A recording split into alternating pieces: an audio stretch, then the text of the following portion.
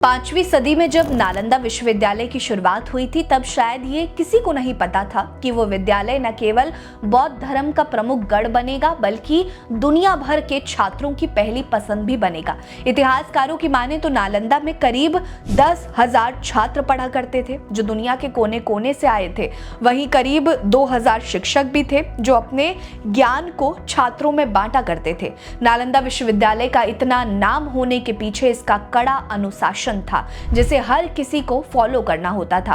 आज जिस तरह से बड़े यूनिवर्सिटीज में एडमिशन लेने के लिए एंट्रेंस एग्जाम से होकर गुजरना पड़ता है, ठीक वैसे ही नालंदा में प्रवेश करने के लिए छात्रों को 3 अलग-अलग परीक्षाओं से गुजरना पड़ता है, जिसे खुद द्वार पंडित लिया करते थे, जो कि विक्रमशिला विश्वविद्यालय से भी कठिन हुआ करता था। कहा जाता है कि ये टेस्ट इतना कठिन होता था कि अगर 100 छात्र टेस्ट देने आते थे तो केवल 20 ही द्वार पंडित का परीक्षा में पास हो पाते थे, बाकियों को वापस घर लौटना पड़ता था। नमस्कार, मेरा नाम है रीटा, आप भीमसेना देख रहे हैं। वीडियो को लाइक, शेयर और सब्सक्राइब करना मत भूलिएगा। चलिए वीडियो की शुरुआत कर लेते हैं। नालंदा से पहले विक्रमशिला विश्वविद्यालय के बारे में जानना बहुत जरूरी है, जिसे विक्रमशिला महाविहार के नाम से भी जाना जाता है। एक समय के नालंदा विश्वविद्यालय से भी प्रचलित था विक्रमशिला विश्वविद्यालय, जबकि जहां नालंदा को 5वीं शताब्दी में स्थापित किया गया था, वहीं इस विहार को ही भागलपुर में 8वीं सदी में पाल राजा धर्मपाल ने स्थापित किया था, जो कि बौद्ध धर्म को मानने वाले जो तंत्र शास्त्र सिखाना चाहते थे, उनका प्रमुख केंद्र था। ये एक ऐसा विश्वविद्यालय था जिसके नियम नालंदा से भी ज्यादा कड़े थे और तंत्र शास्त्र को प्राथमिकता देने के कारण नालंदा से ज्यादा प्रचलित हुआ था। दोनों ही विश्वविद्यालयों में प्रवेश करने के नियम लगभग एक समान होते थे, लेकिन विक्रमशिला के स्थापित होने के बाद नालंदा 9वीं शताब्दी में ज्यादा प्रचलित हुआ था। नालंदा में केवल अति मेधावी छात्रों को ही प्रवेश मिल पाता था, जैसे कि अभी आप उसे यूपीएससी के एग्जाम से कंपेयर कर सकते हैं। पूरा परिसर एक विशाल दीवार से घिरा हुआ था, जिसमें प्रवेश के लिए एक मुख्य द्वार था।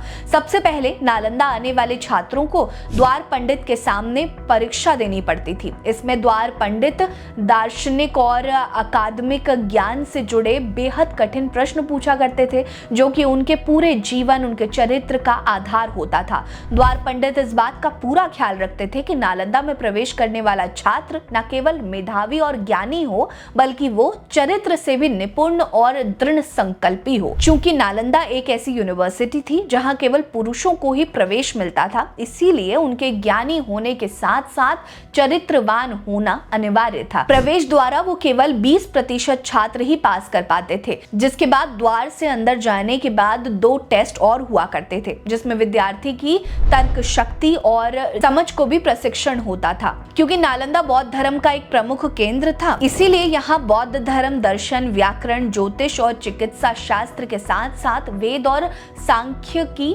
शिक्षा भी दी जाती थी। साथ ही खगोल शास्त्र अध्ययन के लिए पूरा अलग विभाग था और इसलिए केवल भारत से ही नहीं, बल्कि दुनिया भर के कई देश जैसे कि कोरिया, जापान, चीन, तिब्बत, इंडोनेशिया, फारस, फ्रांस और यहाँ तक कि तुर्की से भी यहाँ छात्र पढ़ने आया करते थे। इसीलिए केवल बेस्ट स्टूडेंट्स को ही सिलेक्ट किया जाता था, जिसकी जिम्मेदारी द्वार पंडित के कंधों पर होती थी। नालंदा में आने वाले छात्र यहीं रहते थे और सभी का खर्चा नालंदा समिति ही देखती थी। विश्वविद्यालय में आचार्य छात्रों को मौखिक व्याख्यान द्वारा शिक्षा देने पर विशेष ध्यान देते थे। यहाँ रहने वाले छात्रों के लिए करीब 300 कमरे थे। छात्र यहाँ रहते और शिक्षा ग्रहण किया करते। कहा जाता है कि नालंदा में 24 घंटे शिक्षा दी जाती थी, यानी कि कभी भी कोई छात्र अपना अध्ययन कर सकता था और अपने शिक्षकों से कोई भी डाउट का समाधान ले सकता था। यहाँ आने वाले छात्रों को बाहरी किसी भी परेशानी से दूर रखा जाता था, ताकि वो केवल शिक्षा पर ध्यान दे सके। यहाँ से निकले छात्र महान बनेंगे, ऐसा माना जाता था। चीनी छात्रा हेनसांग एक सबसे सटीक उदाहरण भी है, जिसके बारे में आज भी पढ़ा और चर्चा की जाती है, जो करीब 16 16 सालों तक नालंदा में रहा था। नालंदा अपने शिक्षकों और छात्रों दोनों को संपूर्ण सम्मान देता था। यहाँ के प्रगाढ़ शिक्षकों के नाम बाहर द्वार पर सफेद पत्थरों पर लिखे जाते थे ताकि सभी उनसे प्रेरणा ले सके। क्योंकि बौद्ध धर्म की मान्यता ज्यादा थी, इसीलिए बिना किसी भेदभाव के छात्र एक साथ रहते थे, जो इसकी सबसे बड़ी विशेषता थी। नालंदा आज भले ही पूरी तरह से एक खंडर बन चुका है, लेकिन उसके नियमों और उसकी शिक्षाओं का बखान आज भी होता है, जो भारत के लिए गर्व की बात है। आप नालंदा को लेकर क्या सोचते हैं, हमें कमेंट करके जरूर बताइएगा। आज अगर नालंदा यूनिवर्सिटी होती तो किस स्तर पर होती, आप क्या इस बारे में सोचते हैं, ये भी बताइए। हमारे साथ बने रहिए। नमस्कार।